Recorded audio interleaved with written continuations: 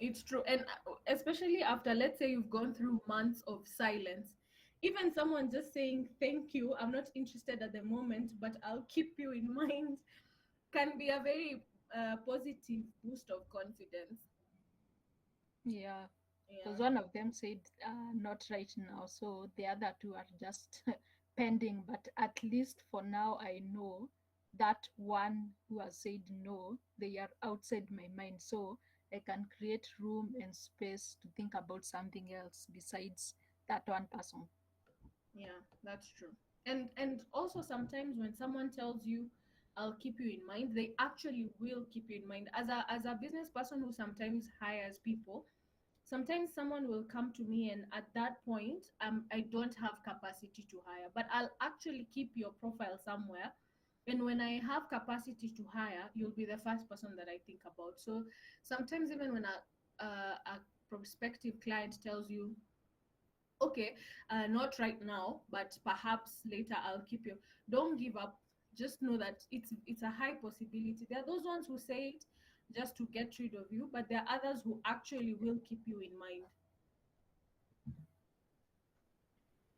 Alrighty, I think we can start. Tulikuwa tumeanza bila kuanza. Before we start, Naomi, Ashley, how have your days been? Anything you'd like to share with us before we start this the Hi, session? is it Esther speaking? Oh, Karen, how are you?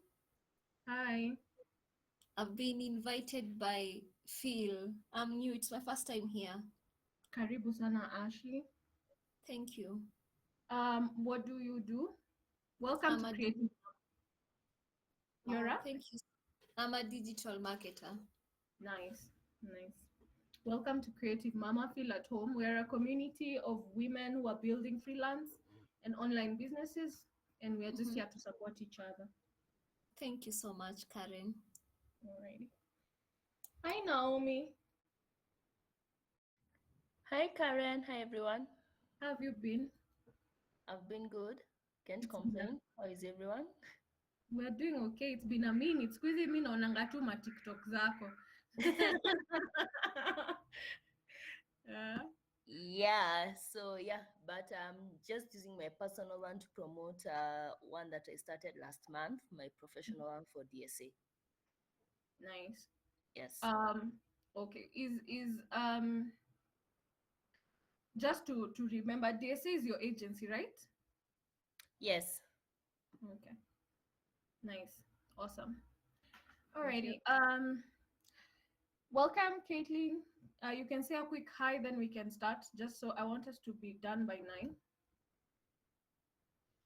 Okay, hi Karen. Hi guys. I'm so sorry I'm late. I'm so sorry. It's okay, no worries. Karibu, how's your day been? Hectic, but we are trying. I'm just a That's the way. That's the way to go. But also, lately I'm learning to be positive and say that it's all working out. Yeah, all working out. So let's start, guys. So I want to keep this really casual, very easy. I've already done this class previously as a paid class.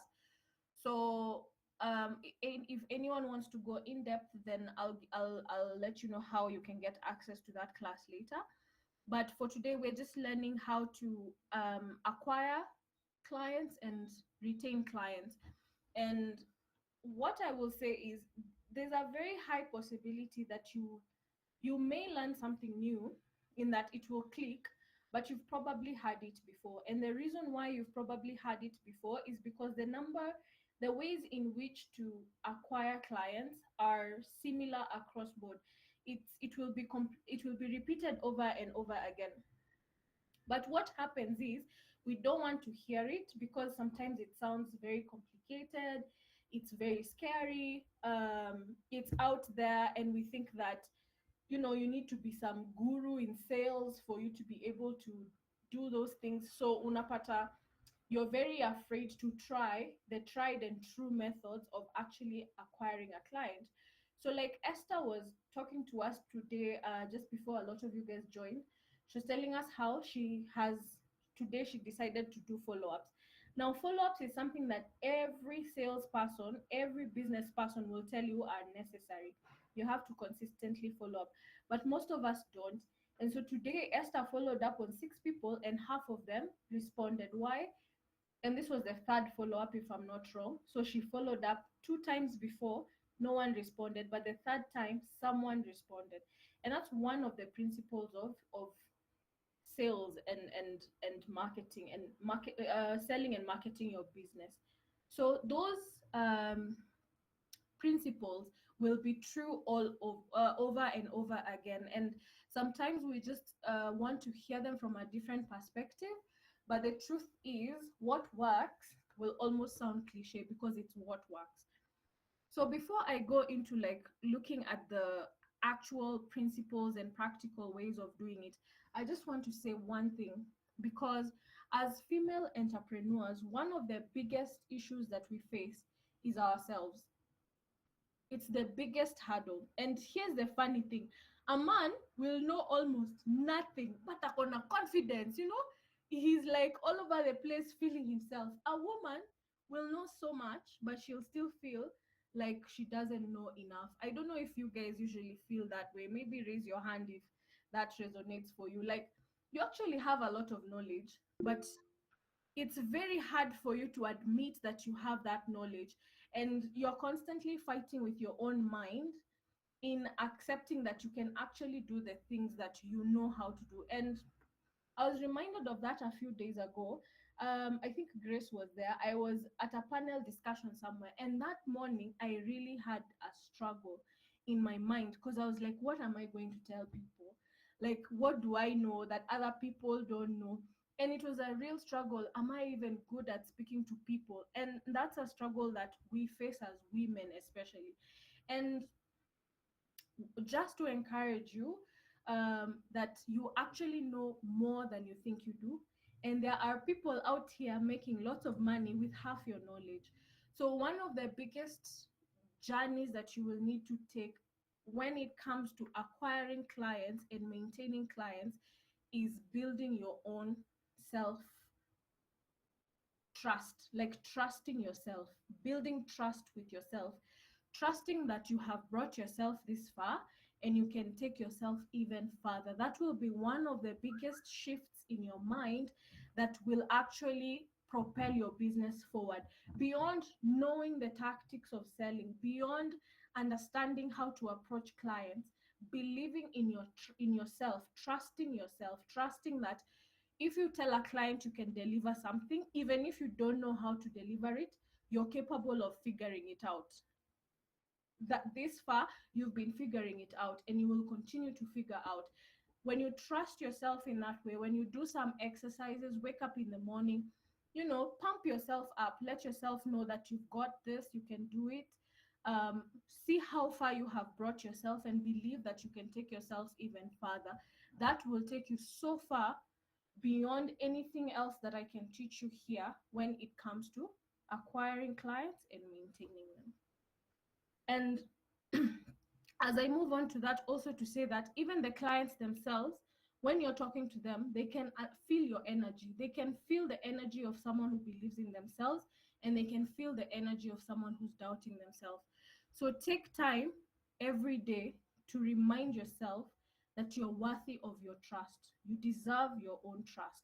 You deserve to trust yourself, because this far, you've brought yourself this far, and you won't let yourself down. Alrighty. If there are any questions I can answer before I move forward, or any comments.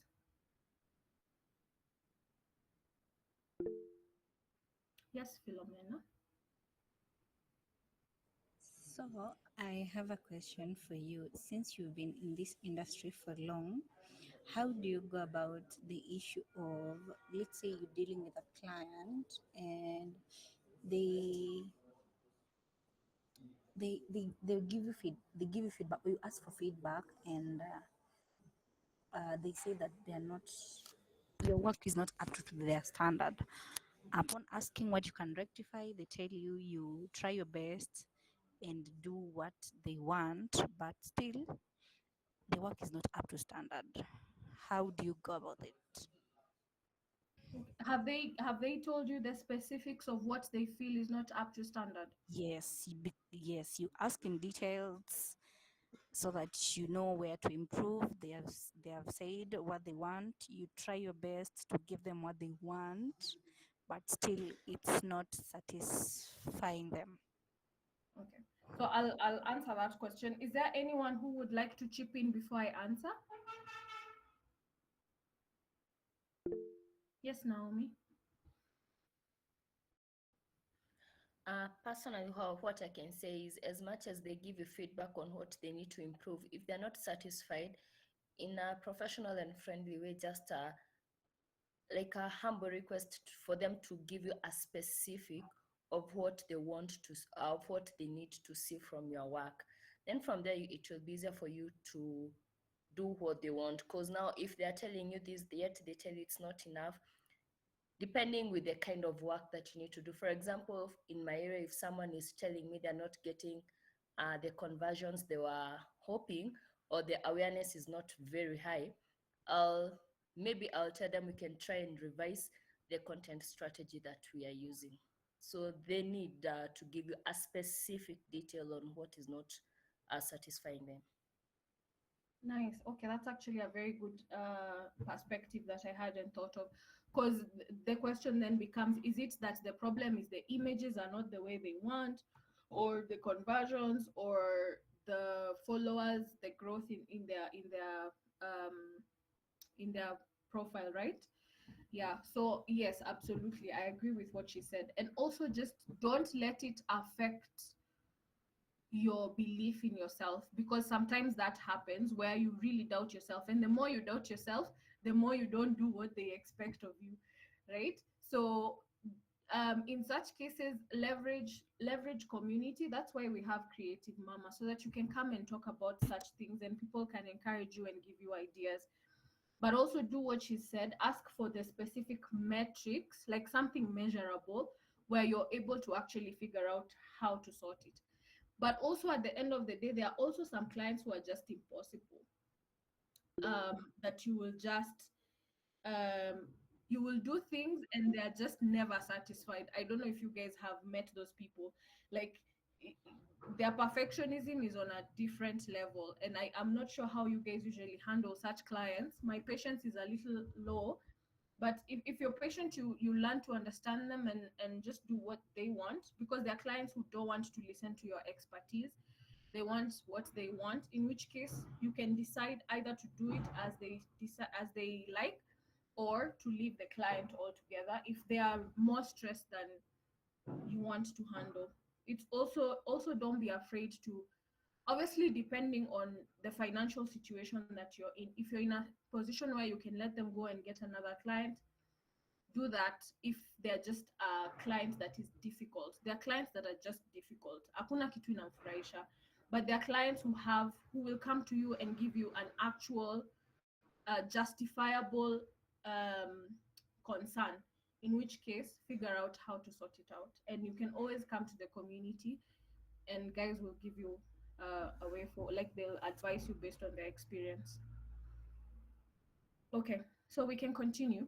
So now that we've talked about the mindset issue, and hopefully you guys will, I'll try and come up with some exercises on the group where we can start to build that trust in ourselves. So hopefully in the course of this month, that will be one of the exercises we will do together.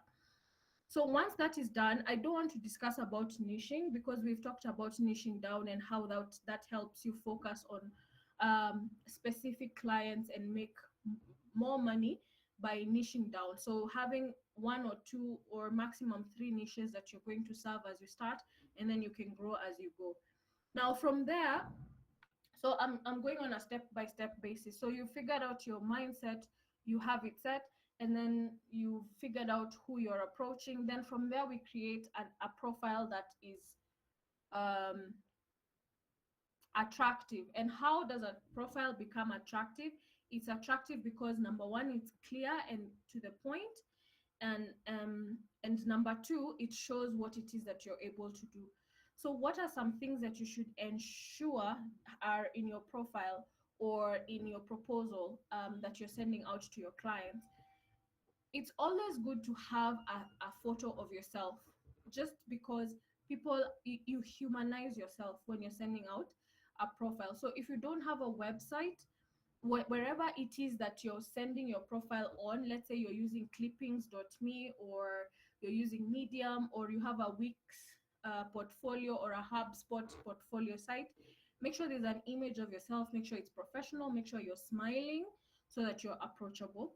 Then have a clear bio. Now, don't write a 5-paragraph bio, 2 to 3 sentences, short and sweet and to the point. People are busy. What do you put in that bio? Who are you? My name is Naomi Karaoke. I am a social media manager. What do you do, right? And who do you help? And what do you help them with? I help fitness and wellness businesses grow their social media profiles for lead generation. Very clear, straight to the point, right? My name is Esther Jekehu. I am a copywriter. I help technology businesses create landing pages and email marketing for lead generation and conversion, and um, like conversions or something like that. So it's 3 elements have to be in your bio. Who are you? What do you do? And who do you help? Right? And when you're talking about who you help, be very specific on what you help them do. So you're a social media manager. Cool. So now, what is it that you're helping me do? Remember, that's the value that you're adding to the client, right? They don't care about you being a social media manager. They care about what is it that your social media management will bring to their business. So make sure you have that, and then add a portfolio, a sample of 3 to 5 of your best work. Even if it's your own, let's say you don't have clients, you've never worked with clients, do a mock-up. I think we've discussed this before. Something simple, your own personal projects. Maybe you've come to Creative Mama, you've told guys, I want to do something for social media. Can I use your social media? Which are some of the ways that you should be using Creative Mama? You come and say, guys, I'm a social media manager. I need some graphics for my portfolio.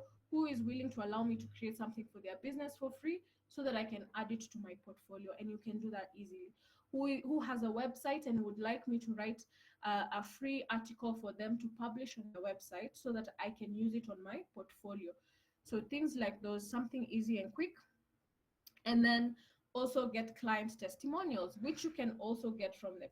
If you don't have clients, you can also get from the community.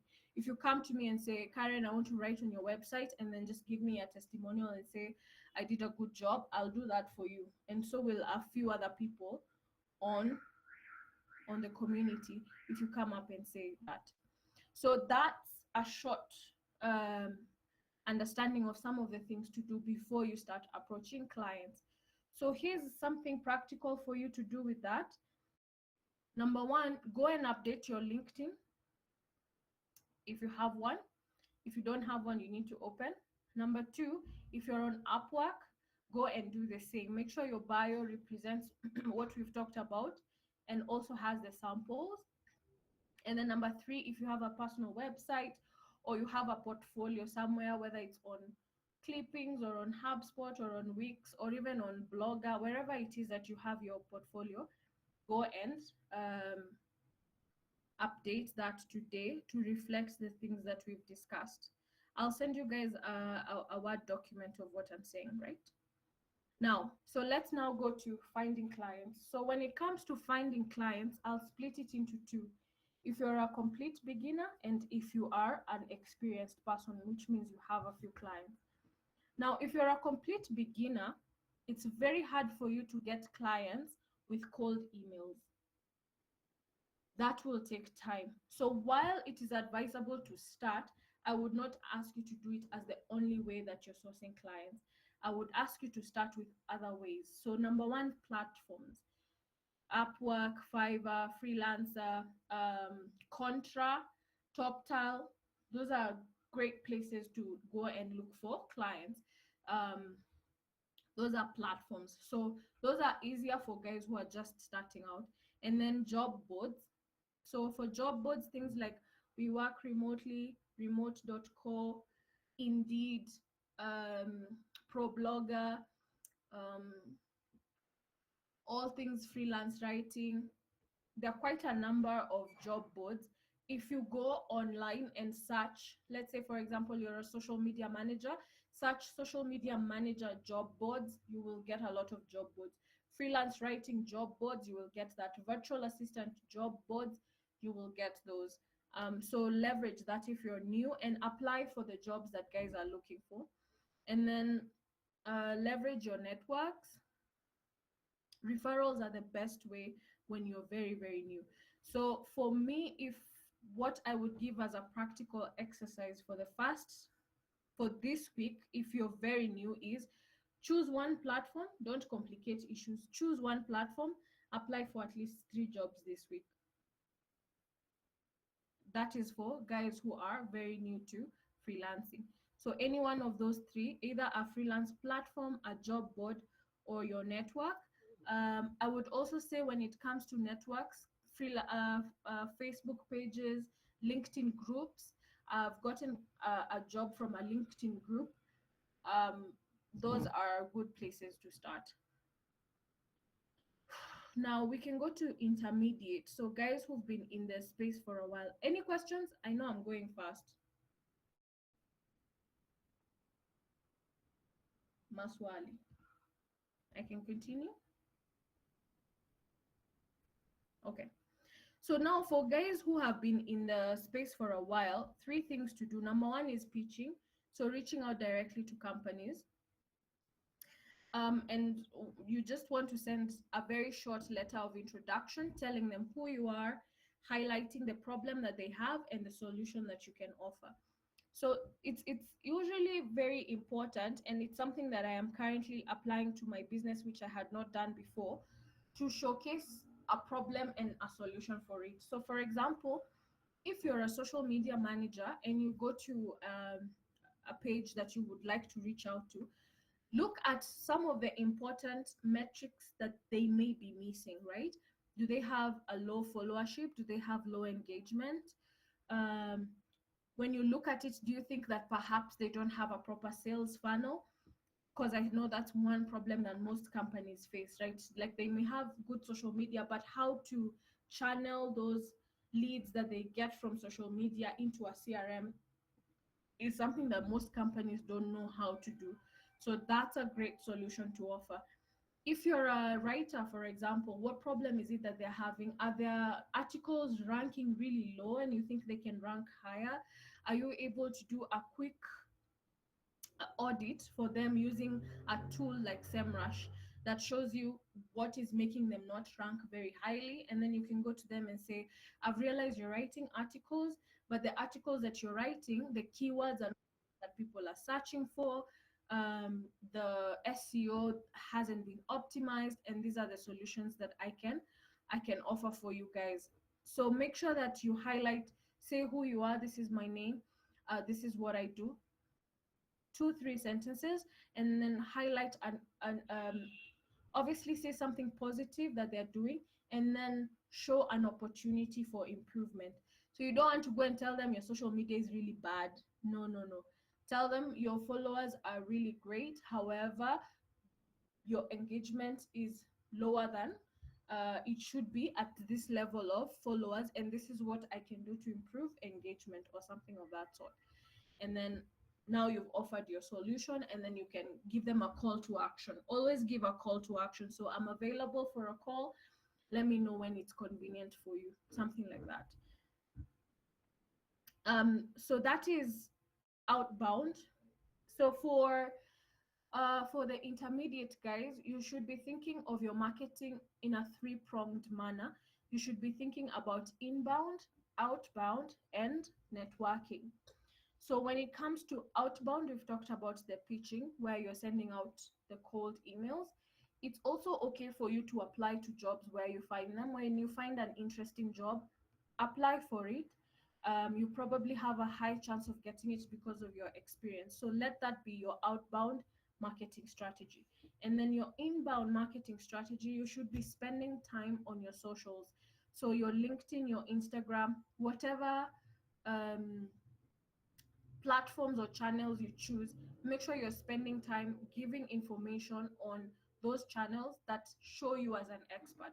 So if you're a social media marketing person, you can talk about social media marketing, or you can talk about the specific niches that you target.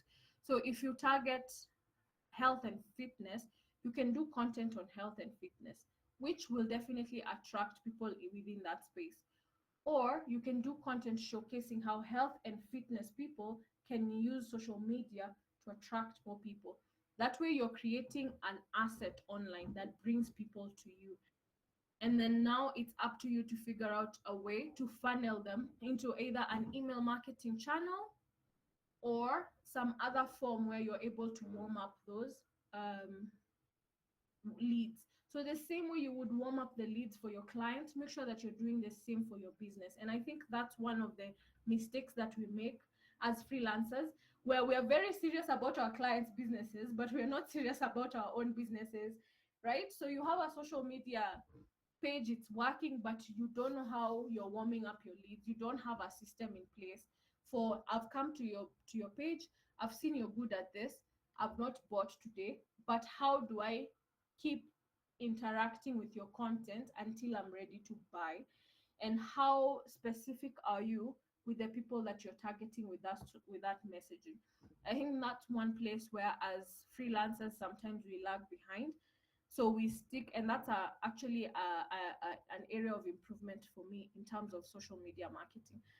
I'll put out content, but I don't know how, I'm not warming up my audience so that when they're ready to buy, they will buy.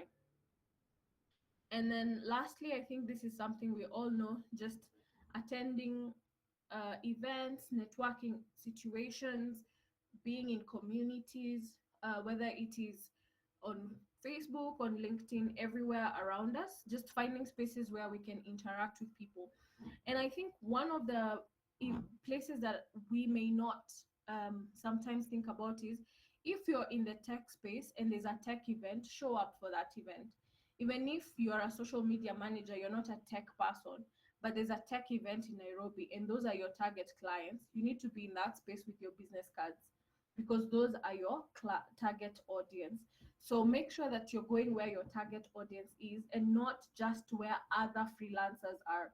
Sometimes we only go to where other people within our space are. So you're only networking with people who are freelancers, who are social media managers, who are writers, who are virtual assistants. But if you're a virtual assistant to guys in healthcare, then if there's a healthcare event, those are your clients. So show up for those events. Create really good relationships with people in that space, and you will always have work. Referrals are one of the best ways to get jobs. And some of the ways to do that is just to go for an event. Go with your business cards, meet people. Don't even discuss business at TCG. You'll know, just meet people, get to know them, take their numbers, say hi to them once in a while, and then before you know it, you'll start talking shop and you'll get people buying.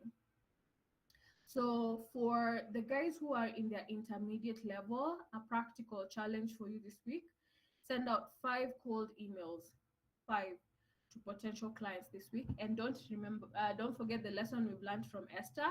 Follow up, follow up, follow up is the name of the game. Swali, any question? I know I'm rushing. Yes, Philomena. I hope I'm not asking so many questions. Please ask. So there's this page that I came across.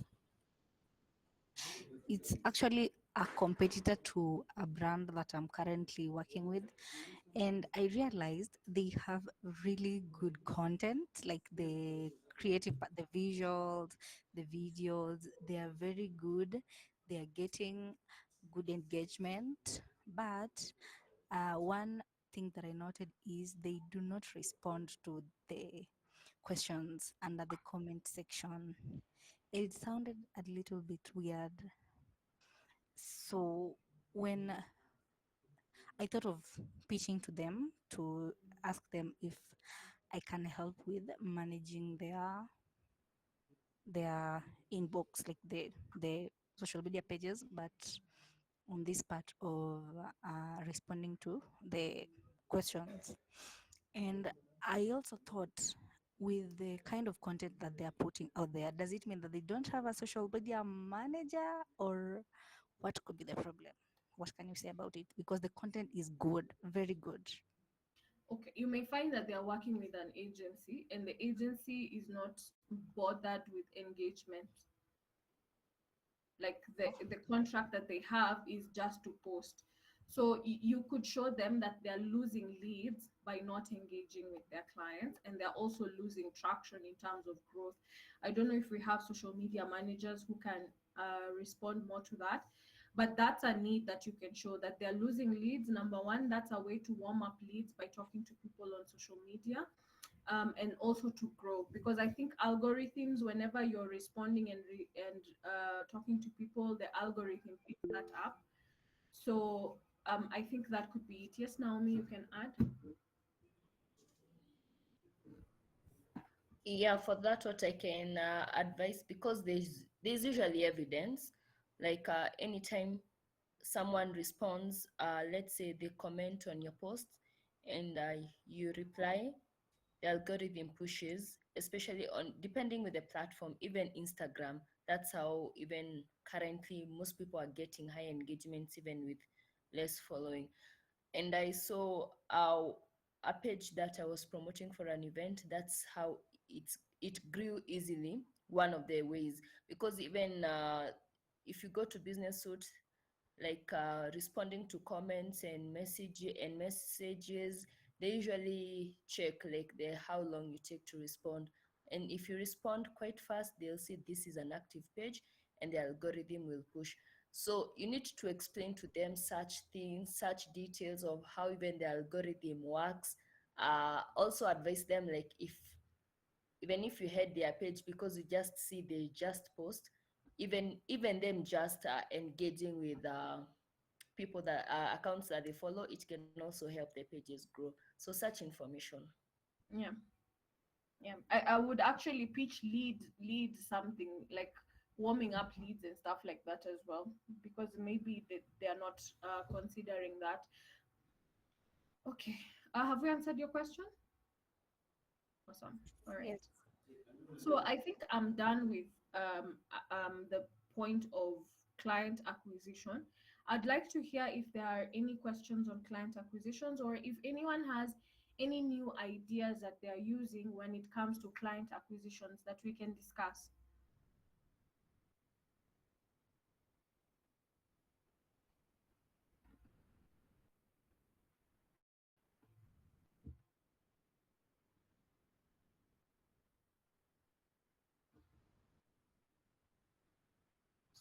Sour. So I think we're good. We can go to client retention. So I think when it comes to client retention, the reason why we want to retain clients as, yes, Naomi. Sorry, it's also a strategy I've been using on LinkedIn that I've remembered. Now, Okay. depending with the field that you're in, for example, I've not been concentrating on digital marketing or social media marketing only, even marketing. So anytime, let's say, because the algorithm of LinkedIn shows uh, anytime that the people you follow, the kind of things that they contribute.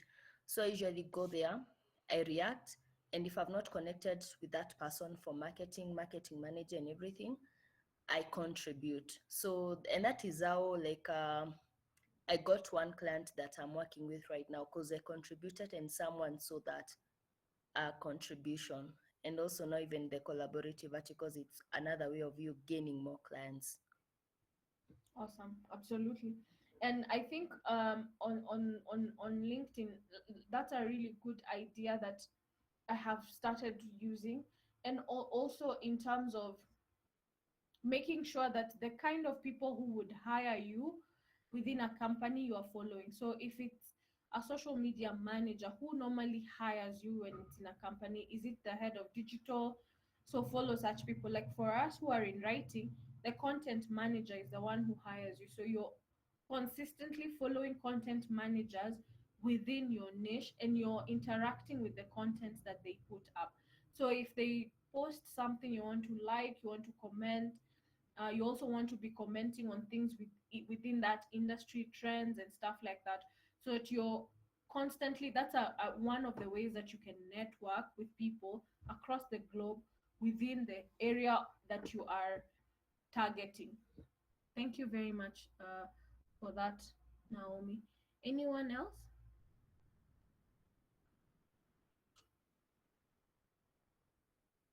And I think it's a very unique strategy, especially the one that these days LinkedIn comes and tells you if you want to give expert advice, right?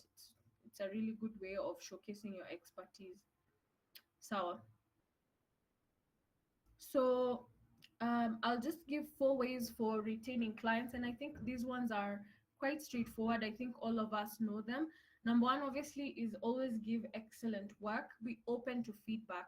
I think one of the things that people do not realize how important it is, and it is so important when you're working with people as a freelancer or as a contractor, is having a good attitude. Most creatives have a very bad attitude. Like, ukimcorrect amefura, they don't want to hear. I don't know if you guys have worked with such creatives, because I've worked with a graphic designer who used to give me nightmares. So when you have a good attitude, like you're willing to understand where the client is coming from, you're willing to go slightly above and beyond. Obviously, don't allow them to abuse your time, but you're willing to give excellent work. You're willing to listen to feedback. You're willing to come up and make the corrections within the timelines. You're always meeting deadlines. When you're pleasant to work with, people will retain you. So always be as pleasant as possible to work with. If it's meetings, be on time. If it's deadlines, keep the time. Be friendly in your emails, because a lot of people are struggling with very toxic workspaces. Those people that you're working for, you are in your own bubble of good vibes. Them, they're in a probably a toxic workplace that they can't wait to leave. So when they find someone that is pleasant to work with, they won't want to let you go quickly. So always, and if you're working with founders, for example, they have a lot of stress. Finding good talent is very hard for most startup owners and small business owners. So if you're pleasant to work with, if you're constantly giving solutions, then the client wants to keep you. So that's number one. Number two is follow up. Consistently following up, checking up on things that need to be done. When you complete a project, let them know. Say thank you if you're done. Like if you finished a project completely, maybe it was a 3-month or something project and you're done, send an emailer thanking them, letting them know that if they have any more work or projects that they have coming up, you're available. So that keeps the conversation going. And also, another thing that a lot of us never do is asking for referrals. If you have worked with a client for a certain amount of time and they're happy with your work, ask for referrals. That's another way of retaining a good client book. Ask them for referrals. Do you have another business that you think I can assist in the same way that we've been working together? So always ask for that. I think that's it in terms of retaining clients. And I want to give you guys a challenge. If you have ever worked with a client in the past and you're no longer in contact with them, send them an email this week. Say hi, find out how they're doing, how business is going, nothing else. And then when they respond to you, find out if they have capacity, if they have any need for the services that you offer, or if they have a need for the services that you offer. And if they don't, then ask them if they can give you a referral to someone who has those needs. Just try that conversation this week. That's a challenge for the guys who have past clients. Just try that this week. Add that as one of the challenges that you'll be putting in this week to retain or to keep repeat clients.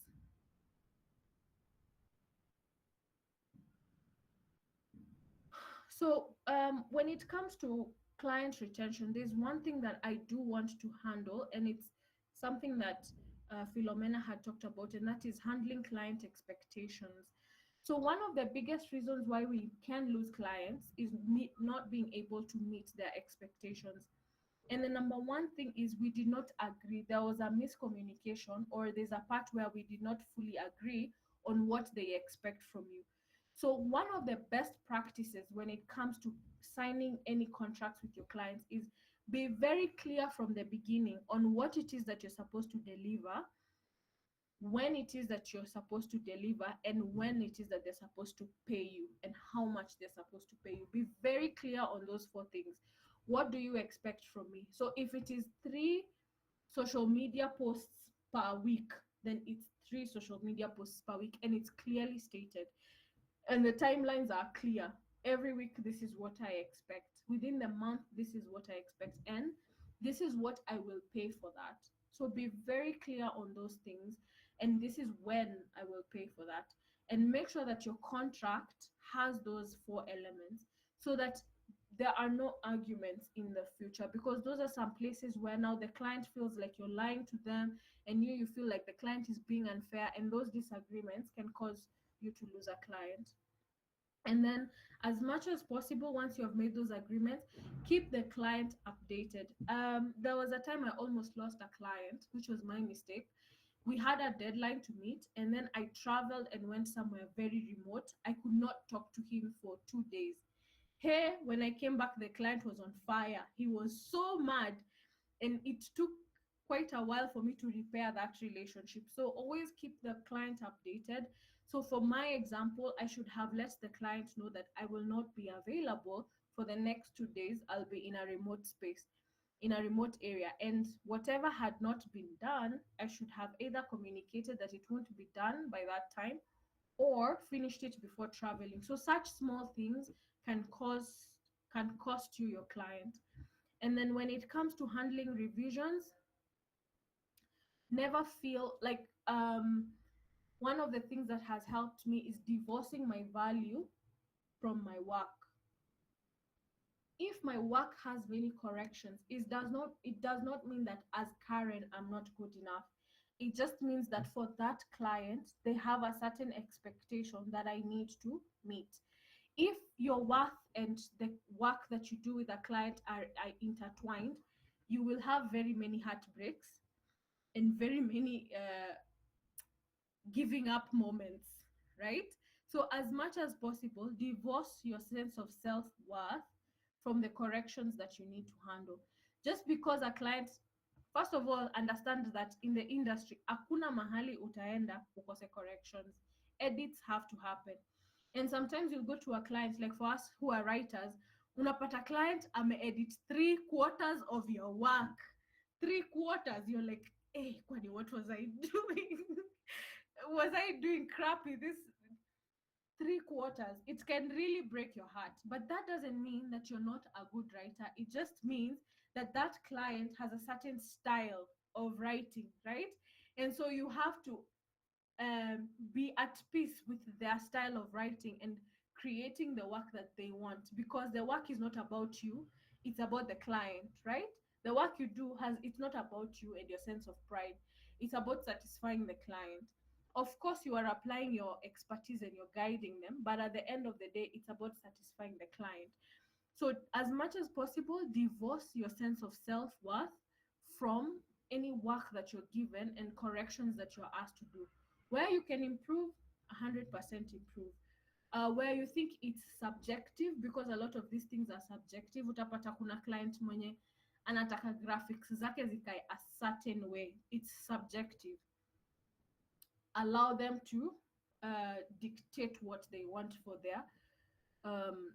their projects. I think that's it for me for today. I'll take any questions that you guys have, and then I'll finish at that. Just to give you a challenge that you take action this week. You apply for those jobs, you update your profile, and you start pitching. Any questions? Any comments? And then we will close.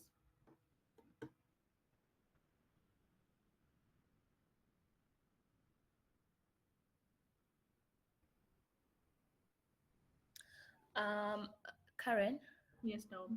what I can advise people is take advantage of LinkedIn. It's a free social media platform, but it has really changed my freelancing journey. So, but just by contributing, because especially when you're given that badge, I just got it on Sunday and I got an inbox by yesterday evening.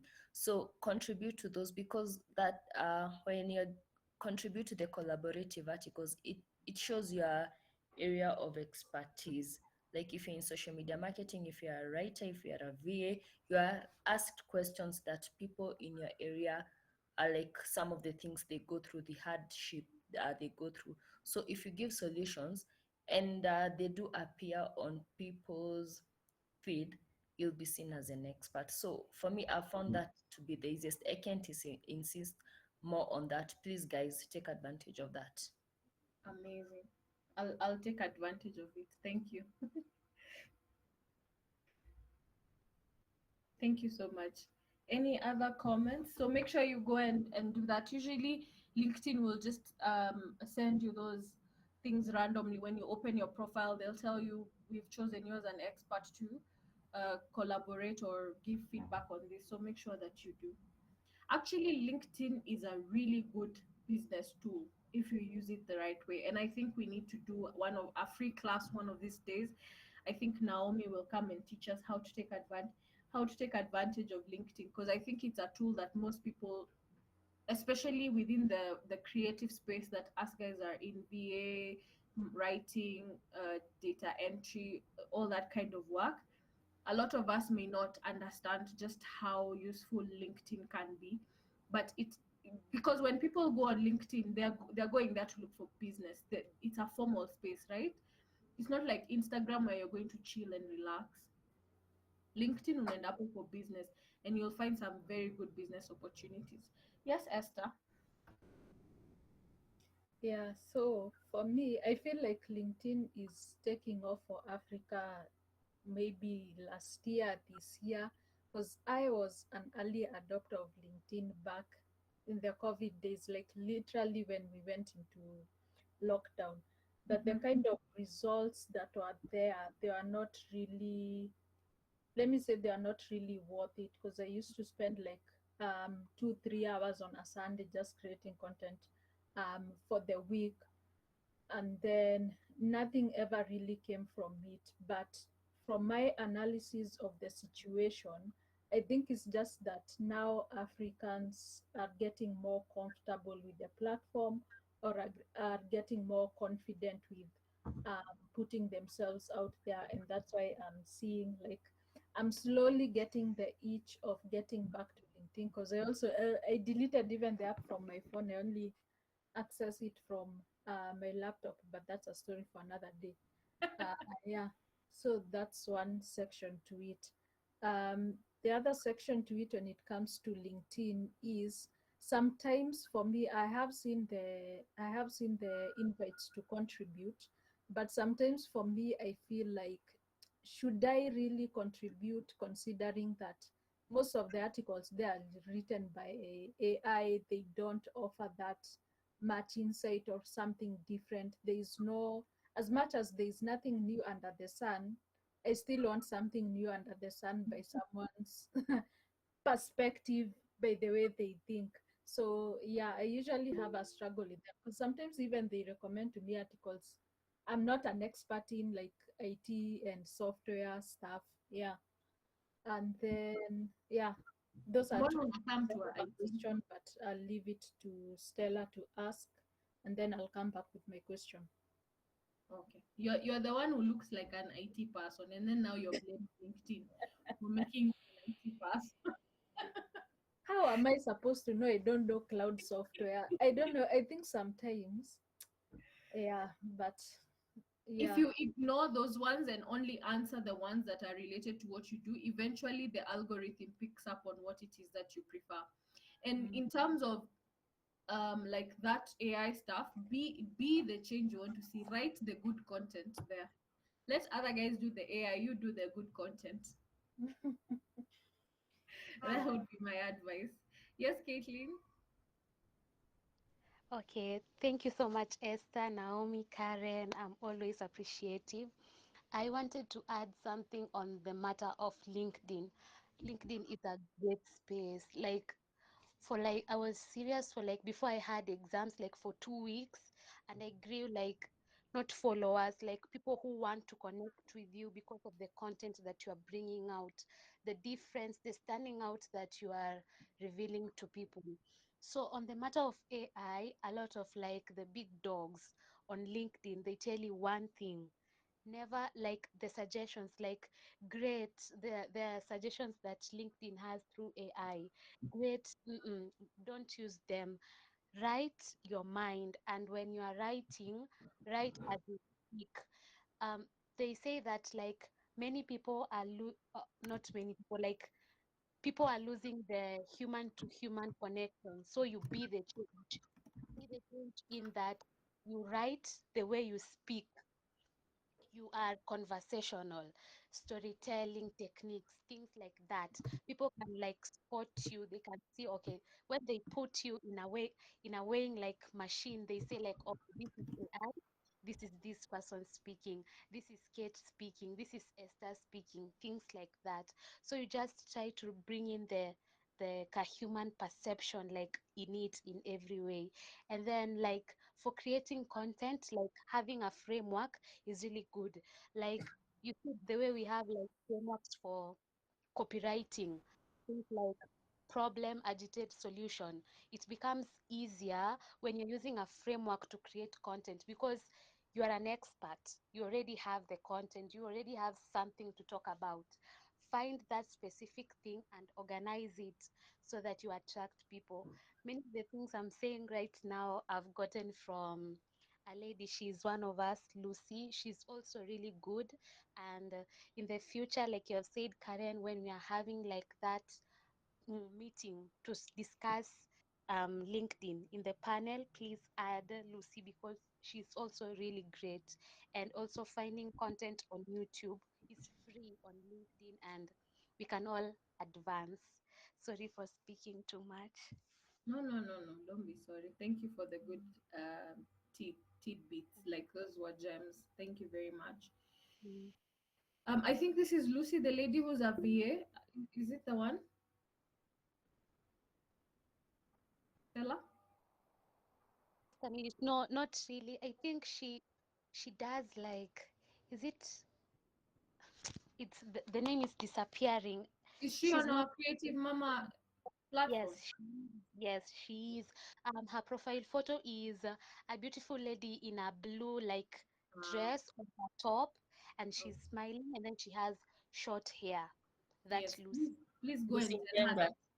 Yes, go and tell her that we know she knows things. Her and Naomi have to teach us those things that Mhm, they know by mhm. force. She's great. Yes, thank Mm. you. Naomi, you and Lucy will teach us LinkedIn by force, by fire. We're going to do a panel discussion next month. I'm going to put that down somewhere. Okay, awesome. Any other questions? Esther, you had said you want a question before we close. You have a question? Yeah.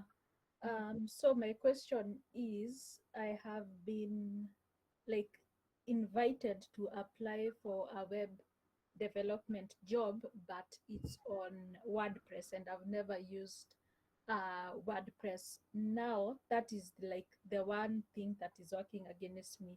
The one thing that is working for me is that I know the guy who is hiring, because we are really, really good and close friends. However, I do want, because now it's another person hiring, not my friend. His name is Michael. It's not Michael who is hiring per se, but it's a friend of Michael's. But Michael is the one who is handling the whole hiring and shortlisting process. And how I want to position myself based on how I have seen the kind of work this business is doing. Um, as much as I want to offer the web development part of it, I also want to offer like a long-term consultancy in all things marketing, because I really love what they are doing. And I see that based on my analysis, I can see that there is a place for whatever they are doing in the market. Yeah, so my question is, with the two goals in mind of developing the website and getting like positioning myself as a consultant, a long-term consultant. How do I like get over the let me call it the insecurity, but it's not really an insecurity because it's a fact. I've never done stuff on WordPress, but how can I like overcome that and still close the deal, or at least come close to closing the deal? Okay. So I'll answer that, and I'll also allow anyone else who feels like they can answer to do the same. So just raise your hand if you feel you'd like to respond. Just before I answer, to ask you a question. So for the WordPress, are you using templates or are you doing coding? Templates. I don't do coding. Then WordPress is the easiest. Yeah, all of you say that, but for And me, here's the thing. I I've did missed I did a WordPress website from scratch, and I just used YouTube. Mm, So the information you need is out there. yeah. You, and people are hiring you not because they can't get that information, but because they don't have time, right? So in Yeah. this case, just tell yourself that they're hiring you for your time, which is not something we like, but in this case, just allow yourself to believe that, and then just know that the information that you need is out here. You can get it, and you can get it for free if you go to YouTube and search, let's say for example, what business that they're in. Let's say maybe they're in fitness. If you look for the best themes on YouTube for fitness businesses, you'll get themes that will be shown to you, and then you can go and figure out how to create a website using that theme. And then from there, it's just a drag and drop. If you've used Wix, if you've used any other website design platform, you'll be able to use WordPress because they're almost all the same. WordPress is slightly more complicated because it has more, um, how do you say, more opportunities. Like it gives you, it's like a blank canvas, and you can add a lot more things with plugins and stuff like that. But just know that all the information you need is out there. There are also people that you can talk to, and they will assist you to do it for free. So take advantage of communities like Digitize Mtaani and Creative Mama, and ask for advice, and guys will show it to you. So go and say yes, you know how to do it, and then figure out how to do it, because you actually can figure out how to do it. And if it's something that you're passionate about, trust yourself that you can figure out how to do it, and you will. Thank you. Yeah. And And also, then I'm just remembering you forgot to record the session. no, I'm recording it. Oh, okay. And then once you've done, like, a really focus on getting them a really good WordPress website, and then upsell them on the consulting. How can you upsell them on that? SEO optimization is the best way to do it. Tell them that you'll help them rank, right, for specific keywords for that website, and then you can be able to generate leads from the comfort, like 24/7, in an easier way by ranking high for those keywords. So you can help them get the right keywords and rank for them. So if you upsell them on that, I think you can do the consulting for a longer period of time. Thank That's my two cents. Anyone else who thinks they can assist Esther with more?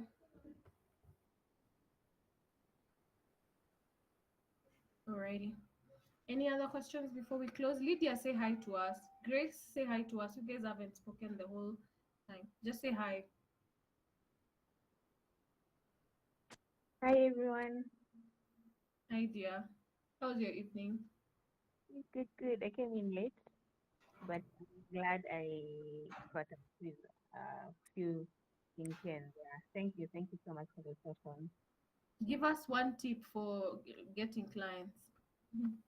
Ooh, all right. So something I've been doing recently is following people in similar paths as to where I want to go, and then tracking the clients, especially for those who've updated their LinkedIns.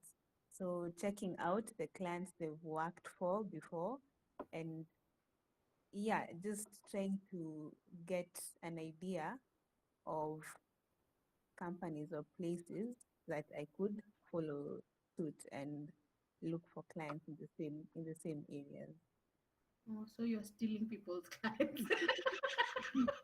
Well,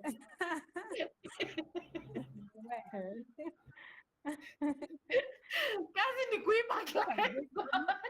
is that a good thing or a bad thing? No, the market is open. Mm. But it has, if it's clients, if they used to work there, maybe Kitamu. So now, yeah. Free for the picking. Hallelujah. All right. Mnasikia tactics. Go and look for these clients and steal them. Sawa sawa. Grace, say hi to us. Hi, bro. Umesema hi kweli? Nimesema hi. How are you? How's your evening? So far, so good. Anything you'd like to add? Anything? Okay, I would like to say just the way we always say, just follow up and say when you have clients, when you see clients, just go follow up as Philomena, I guess, was saying, just follow up with them. Ukipata wa kuiba unaiba tu. For me, I do with referrals. When I get the referral, that's when I do it. Nice. Na ukipata client wa kuibiwa uibe. Pita nayo. Msiniibie clients. Yes, Naomi.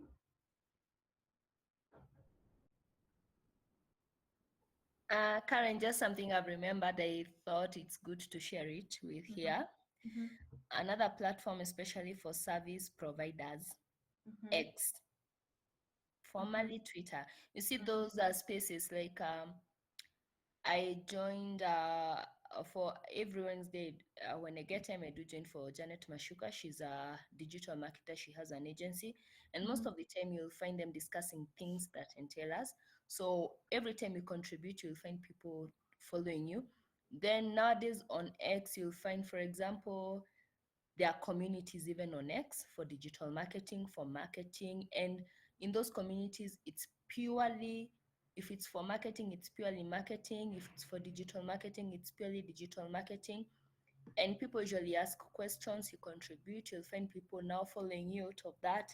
So X is also another platform where you can easily grow for service providers.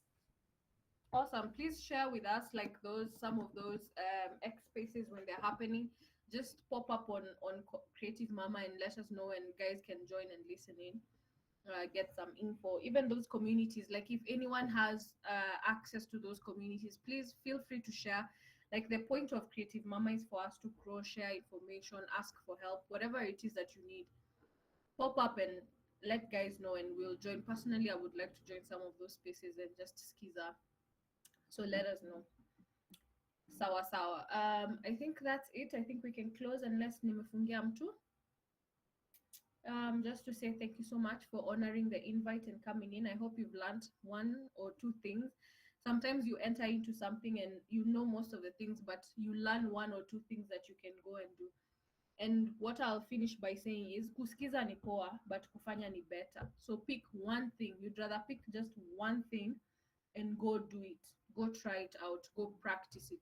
It's better than just listening and having the information. So go try something, anything, and let's see where it takes you. Try it for a while and let's see where it takes you. And as tumeambiwa na Lydia, muibe clients kuiba.